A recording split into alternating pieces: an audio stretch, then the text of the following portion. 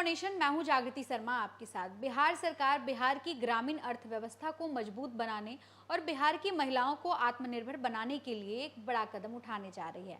आपको बता दें कि बिहार की जो जीविका दीदी से जुड़ी जितनी भी महिलाएं हैं, उन्हें अब स्पेशल ट्रेनिंग दी जाएगी ताकि वो सिर्फ अपने सहायता समूह तक ही सीमित ना रहे, बल्कि अपने स्थानीय अर्थव्यवस्था को भी मजबूत कर सके। ये पहल बिहार ग्रामीण आजीविका प्रोत्साहन सोसाइटी के माध्यम से लागू की जा रही है। इस विशेष प्रशिक्षण कार्यक्रम का उद्देश्य ग्रामीण महिलाओं को आधुनिक कृषि, लघु उद्योग, वित्तीय प्रबंधन, डिजिटल लेन देन, विपणन, मूल्य संवर्धन और उद्यम संचालन जैसी महत्वपूर्ण जानकारियां देना है।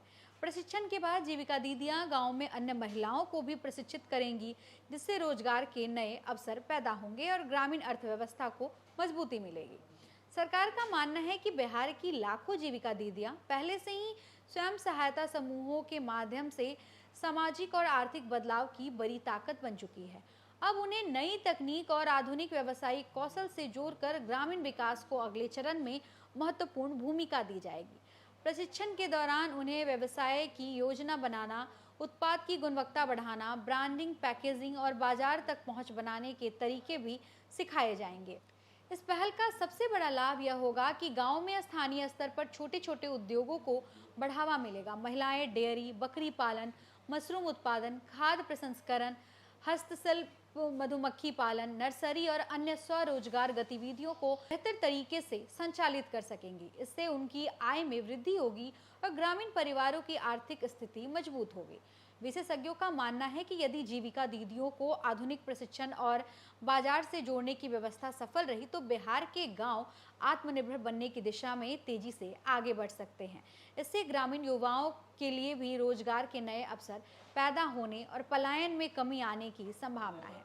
बिहार में जीविका परियोजना पहले से ही महिलाओं के आर्थिक सशक्तिकरण का एक सफल मॉडल मानी जाती है।